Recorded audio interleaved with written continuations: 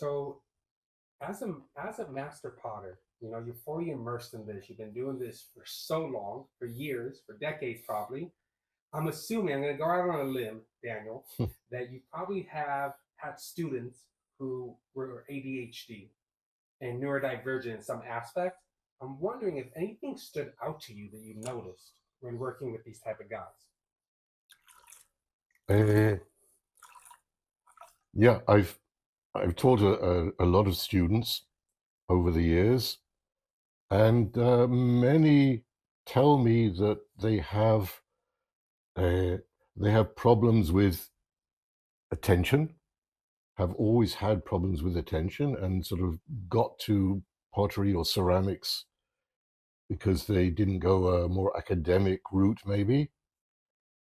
And what I've noticed is that I think without a single exception, once they get their hands on clay, certainly once they get on the wheel, it's as though that side doesn't exist anymore. It like vanishes.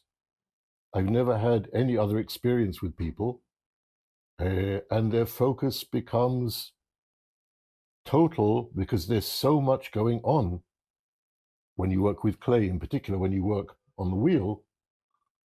Uh, it's almost as though it's impossible for your attention to strain. Maybe I haven't encountered extreme examples, but I think there are an awful lot of people who feel that they're on a spectrum where they find it difficult to concentrate. Mm-hmm. The conclusion I came to is that it's maybe not so much the people themselves, it's the fact that the environment has not provided them with anything, or they haven't found anything in their environment that will really engross them, that they'll be really committed to, that they'll really enjoy doing. It's something which regrettably is not taught. It's one of the most important lessons. It's why many people come here to Tzfat, try to find out what that is. Um, and pottery does seem to be, in many ways, a sort of primal resetting of many of the ideas that we grow up with. I have a new apprentice now who is just slowly getting to the idea that when a pot doesn't succeed, it's not actually called a failure, it's called a learning. Well, This to her is like something very hard to get her head around, because up until now, if something didn't come out the way you want it to, you screwed up. right. It's not good. Here, it's dafka the way in which you learn. Mm-hmm. And you keep on finding that out all the way through to firing a kiln, selling the pots, dealing with the public. You learn that every time things don't work out the way you want, there's a lesson there. You have to learn it. And that could be a big thing with guys who have ADHD. We get frustrated very easily. So I was thinking to myself, when you're immersed in pottery and you're making a pot or a bowl or a cup or something and there's a crack in it, and sometimes we could be perfectionists. And that's amazing that you just said that. It's like it's a learning curve that you didn't mess up. You're learning while you're doing it and you find the good points in that thing that you're making. When you go to, when somebody goes to university, they pay a load of money. Mhm. But they don't regard, when I pay that money, it's not like I failed. It's not like somebody robbed me, somebody took that money away. No, that's the money that I'm paying. In return, I'm getting learning. Here, you don't have to pay. Right, It's free. right, You even get a cup at the end of it. right. But it's the same transaction. In the school of life and you find something that you enjoy doing, that you love, then you're able to bring out these amazing good points, and then because you love it, it's not that you made a mistake, it's that you're finding the the commute, right? You're finding those sparks that you're now able to look at it with different eyes and bring out the good points of it. Absolutely. And I think the reason why people are not aware of it is that the people from whom we learn very often are not aware of it either. I agree with that. And it's only when you go out and find people who have struggled, who have faced what would appear to be failure and then said, okay, I learned from that and gone on. I think those are the, in a way, I would say the true people. It's like you have to be broken. There's no choice. And we live in a broken world. And if you've been broken, then you know you could be fixed. Well, this is one of the many, many teachings I find in the clay. Right.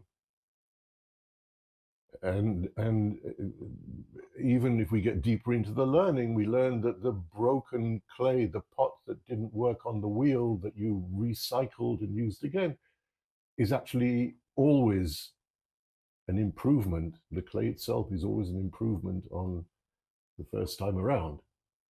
We learn that from Sefer Yirmiyahu in the book of Jeremiah, one of our prophets. It's absolutely true.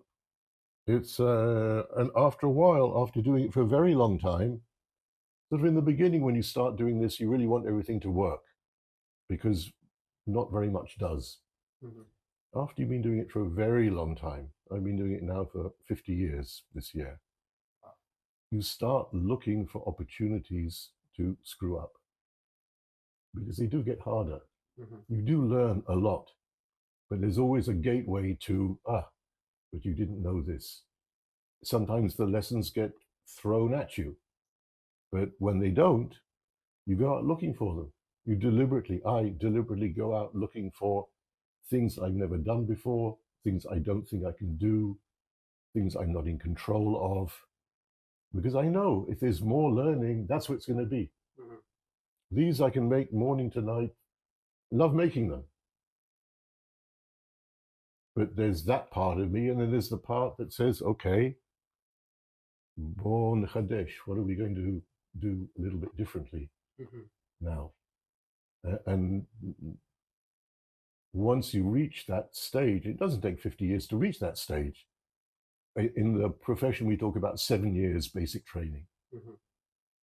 All the clay work and preparation and finishing and the glazing and the firing and the kilns and the selling and the bookkeeping and the cleaning the studio and everything. But it's a wonderful limud.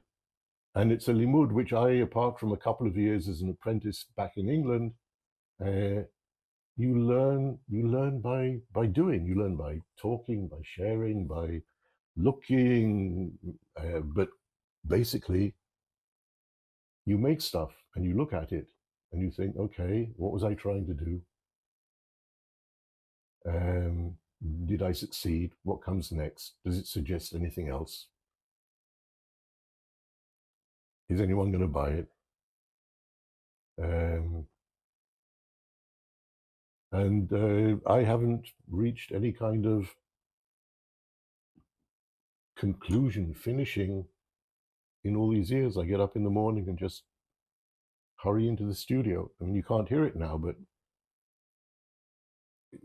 I can play. This is my studio. This is my house. I can play my music all day long. Right. I didn't know that. I didn't know that when, but I think that would also help people. Right. The fact that you can set that you've not got chatter and people doing whatever. You're in your place. Your own sanctuary. Your and own space. Yeah. Amazing. I really appreciate you taking the time, Daniel, and talking about this very important topic and bringing awareness to it. And I really hope whoever's watching it was able to get something from it. B'simcha rabah. Thank you for taking the time and caring. Try to help people. You know, when we feel like there's something we got to do, then we're called to do that thing. You know. There you go. Yeah. And the chokhmah is taking the time out to find that thing. It's there. Absolutely. It's always there. It's there. You just got to search for it. Yeah, and sometimes it's hidden fairly deeply.